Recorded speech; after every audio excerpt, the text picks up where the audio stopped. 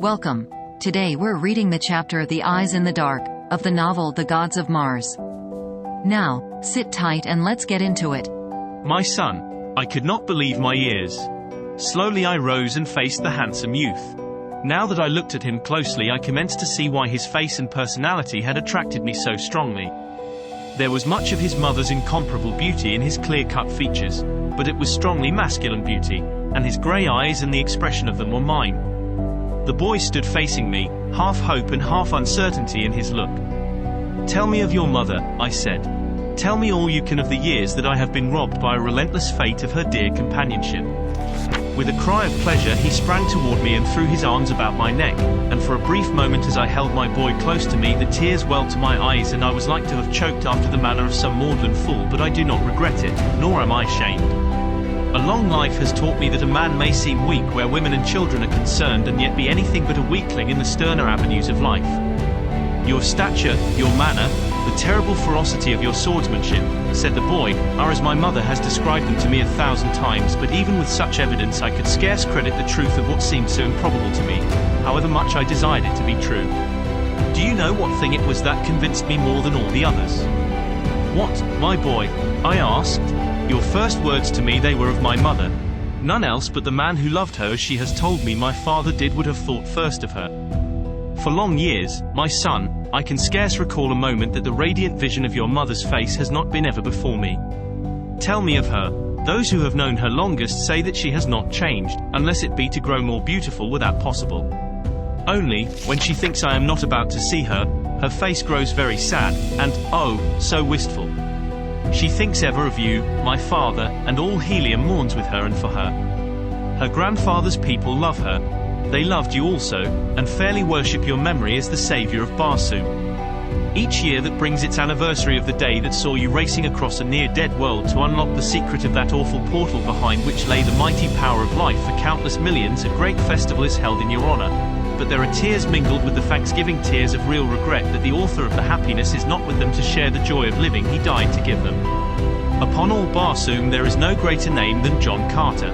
And by what name has your mother called you, my boy?" I asked. "The people of Helium asked that I be named with my father's name, but my mother said no, that you and she had chosen a name for me together, and that your wish must be honoured before all others, so the name that she called me is the one that you desired, a combination of hers and yours, Dejah Thoris." Exeter had been at the wheel as I talked with my son, and now he called me. "She is dropping badly by the head, John Carter," he said. So long as we were rising at a stiff angle it was not noticeable, but now that I am trying to keep a horizontal course it is different. The wound in her bow has opened one of her forward ray tanks. It was true, and after I had examined the damage I found it a much graver matter than I had anticipated.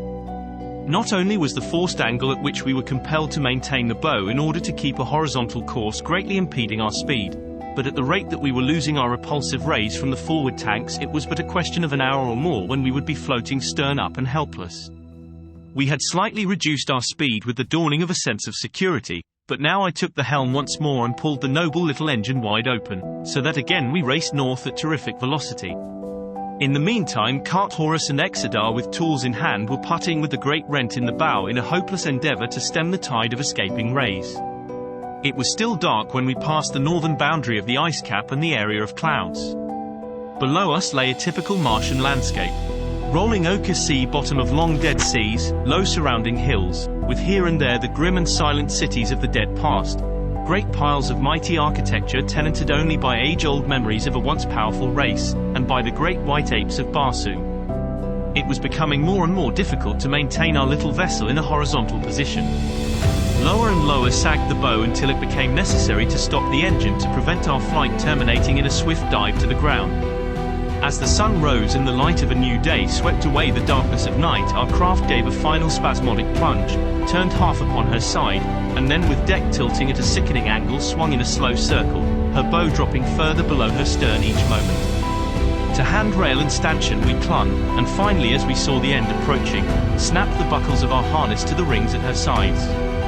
In another moment the deck reared at an angle of 90 degrees and we hung in our leather with feet dangling 1,000 yards above the ground. I was swinging quite close to the controlling devices, so I reached out to the lever that directed the rays of repulsion.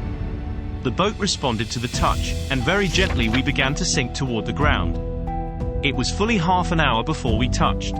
Directly north of us rose a rather lofty range of hills, toward which we decided to make our way, since they afforded greater opportunity for concealment from the pursuers we were confident might stumble in this direction. An hour later found us in the time-rounded gullies of the hills, amid the beautiful flowering plants that abound in the arid waste places of Barsoom. There we found numbers of huge milk-giving shrubs, that strange plant which serves in great part as food and drink for the wild hordes of green men. It was indeed a boon to us, for we all were nearly famished. Beneath a cluster of these which afforded perfect concealment from wandering air scouts, we lay down to sleep for me the first time in many hours. This was the beginning of my 5th day upon Barsoom, since I had found myself suddenly translated from my cottage on the Hudson to Dor, the valley beautiful, the valley hideous. In all this time I had slept but twice, though once the clock around within the storehouse of the Therns. It was mid-afternoon when I was awakened by someone seizing my hand and covering it with kisses. With a start I opened my eyes to look into the beautiful face of Thuvia. "My prince," she cried, in an ecstasy of happiness. "'Tis you whom I had mourned as dead. My ancestors have been good to me, I have not lived in vain." The girl's voice awoke Exodar and Carporis. The boy gazed upon the woman in surprise, but she did not seem to realize the presence of another than I. She would have thrown her arms about my neck and smothered me with caresses, had I not gently but firmly disengaged myself. Come, Thuvia," I said soothingly. "You are overwrought by the danger and hardships you have passed through. You forget yourself, as you forget that I am the husband of the Princess of Helium." "I forget nothing, my prince," she replied. "You have spoken no word of love to me, nor do I expect that you ever shall, but nothing can prevent me loving you. I would not take the place of Dejah Thoris. My greatest ambition is to serve you, my prince, forever as your slave. No greater boon could I ask, no greater honor could I crave, no greater happiness could I hope. As I have before said, I am no ladies' man, and I must admit that I seldom have felt so uncomfortable and embarrassed as I did that moment. While I was quite familiar with the Martian custom which allows female slaves to Martian men, whose high and chivalrous honor is always ample protection for every woman in his household, yet I had never myself chosen other than men as my body servants. And I ever returned to Helium. "Thuvia," I said, "you shall go with me, but as an honored equal, and not as a slave. There you shall find plenty of handsome young nobles who would face Isis herself to win a smile from you, and we shall have you married in short order to one of the best of them. Forget your foolish gratitude-begotten infatuation, which your innocence has mistaken for love. I like your friendship better, Thuvia. You are my master. It shall be as you say," she replied simply, but there was a note of sadness in her voice. "How came you here, Thuvia?" I asked. "And where is Tarkas? The great Thark, I fear, is dead," she replied sadly. "He was a mighty fighter, but a multitude of green warriors of another horde than his overwhelmed him. The last that I saw of him, they were bearing him, wounded and bleeding, to the deserted city from which they had sallied to attack us." "You are not sure that he is dead, then?" I asked. "And where is this city of which you speak?" "It is just beyond this range of hills. The vessel in which you so nobly resigned a place that we might find escape defied our small skill in navigation, with the result that we drifted aimlessly about for 2 days. Then we decided to abandon the craft and attempt to make our way on foot to the nearest waterway. Yesterday we crossed these hills and came upon the dead city beyond.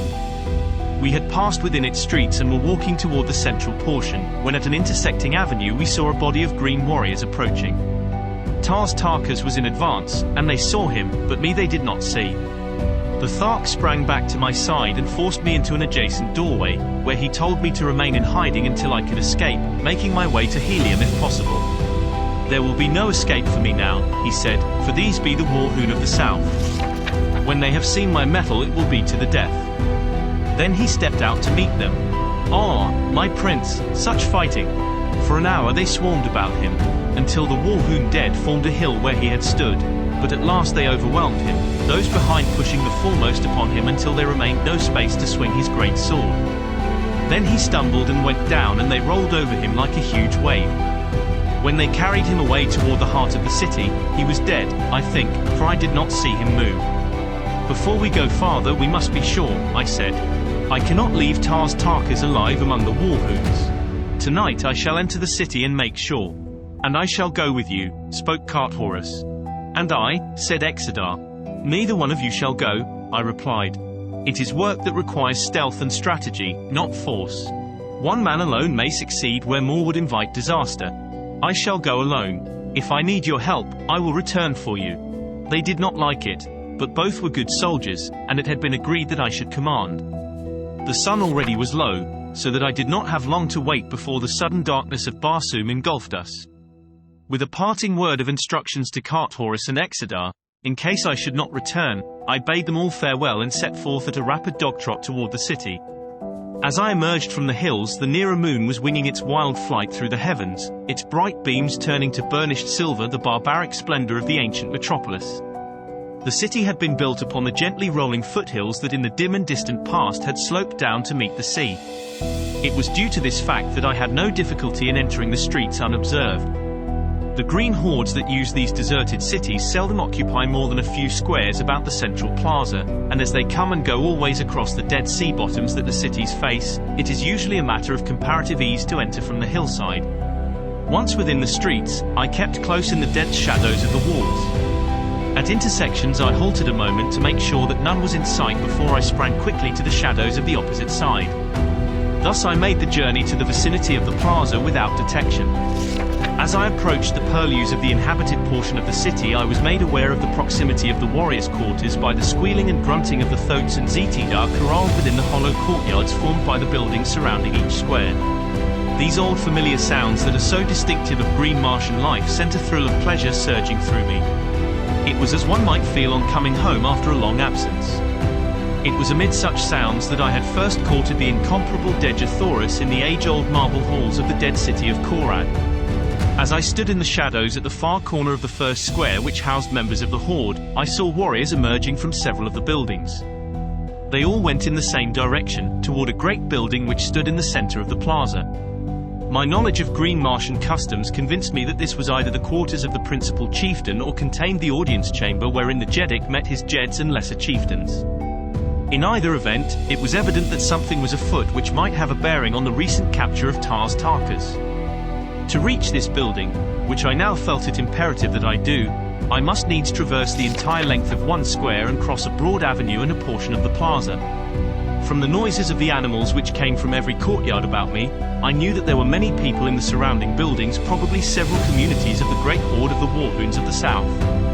To pass undetected among all these people was in itself a difficult task, but if I was to find and rescue the great Thark, I must expect even more formidable obstacles before success could be mine.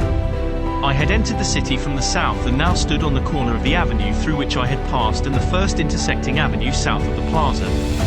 The buildings upon the south side of this square did not appear to be inhabited, as I could see no lights, and so I decided to gain the inner courtyard through one of them. Nothing occurred to interrupt my progress through the deserted pile I chose, and I came into the inner court close to the rear walls of the east buildings without detection. Within the court, a great herd of thoats and zetidah moved restlessly about, cropping the moss-like ochre vegetation which overgrows practically the entire uncultivated area of Mars. What breeze there was came from the northwest, so there was little danger that the beasts would scent me. Had they, their squealing and grunting would have grown to such a volume as to attract the attention of the warriors within the buildings. Close to the east wall, beneath the overhanging balconies of the second floors, I crept in dense shadows the full length of the courtyard, until I came to the buildings at the north end. These were lighted for about 3 floors up, but above the 3rd floor all was dark. To pass through the lighted rooms was, of course, out of the question, since they swarmed with green Martian men and women. My only path lay through the upper floors, and to gain these it was necessary to scale the face of the wall. The reaching of the balcony of the 2nd floor was a matter of easy accomplishment. An agile leap gave my hands a grasp upon the stone handrail above. In another instant I had drawn myself up on the balcony. Here through the open windows I saw the green folk squatting upon their sleeping silks and furs, grunting an occasional monosyllable, which, in connection with their wondrous telepathic powers, is ample for their conversational requirements. As I drew closer to listen to their words, a warrior entered the room from the hall beyond. "Come, Tangama," he cried. "We are to take the Thark before Cab Kaja. Bring another with you." The warrior addressed arose and, beckoning to a fellow squatting near, the 3 turned and left the apartment. If I could but follow them, the chance might come to free Tars Tarkas at once. At least I would learn the location of his prison. At my right was a door leading from the balcony into the building. It was at the end of an unlighted hall, and on the impulse of the moment I stepped within. The hall was broad and led straight through to the front of the building. On either side were the doorways of the various apartments which lined it. I had no more than entered the corridor than I saw the three warriors at the other end, those whom I had just seen leaving the apartment. Then a turn to the right took them from my sight again. Quickly I hastened along the hallway in pursuit. My gait was reckless, but I felt that fate had been kind indeed to throw such an opportunity within my grasp, and I could not afford to allow it to elude me now. At the far end of the corridor I found a spiral stairway leading to the floors above and below. The three had evidently left the floor by this avenue. That they had gone down and not up I was sure from my knowledge of these ancient buildings and the methods of the Warhoons. I myself had once been a prisoner of the cruel hordes of Northern Warhoon, and the memory of the underground dungeon in which I lay still is vivid in my memory. And so I felt certain that Tars Tarkas lay in the dark pits beneath some nearby building, and that in that direction I should find the trail of the three warriors leading to his cell. Nor was I wrong. At the bottom of the runway, or rather at the landing on the floor below, I saw that the shaft descended into the pits beneath, and as I glanced down, the flickering light of a torch revealed the presence of the three I was trailing. Down they went toward the pits beneath the structure, and at a safe distance behind I followed the flicker of their torch. The way led through a maze of tortuous corridors, unlighted save for the wavering light they carried. We had gone perhaps 100 yards when the party turned abruptly through a doorway at their right. I hastened on as rapidly as I dared through the darkness until I reached the point at which they had left the corridor.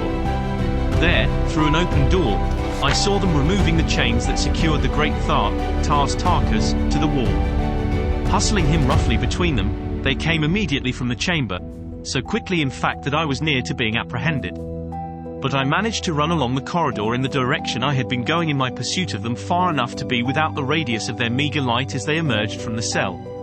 I had naturally assumed that they would return with Tars Tarkas the same way that they had come, which would have carried them away from me, but, to my chagrin, they wheeled directly in my direction as they left the room. There was nothing for me but to hasten on in advance and keep out of the light of their torch.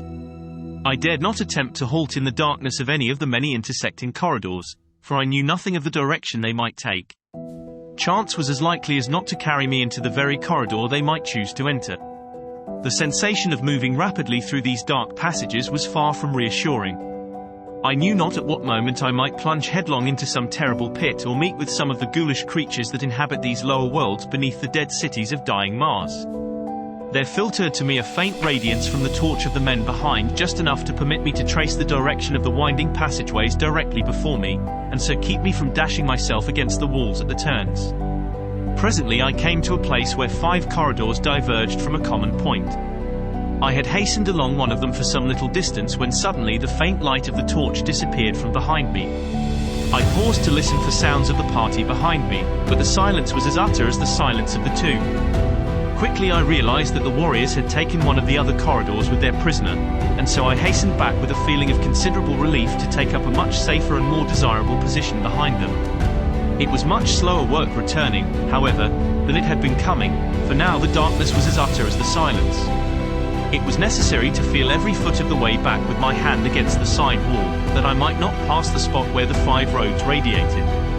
After what seemed an eternity to me, I reached the place and recognized it by groping across the entrances to the several corridors until I had counted 5 of them. In not one, however, showed the faintest sign of light. I listened intently, but the naked feet of the green men sent back no guiding echoes, though presently I thought I detected the clank of sidearms in the far distance of the middle corridor. Up this, then, I hastened, searching for the light, and stopping to listen occasionally for a repetition of the sound, but soon I was forced to admit that I must have been following a blind lead, as only darkness and silence rewarded my efforts. Again I retraced my steps toward the parting of the ways, when to my surprise I came upon the entrance to 3 diverging corridors, any one of which I might have traversed in my hasty dash after the false clue I had been following.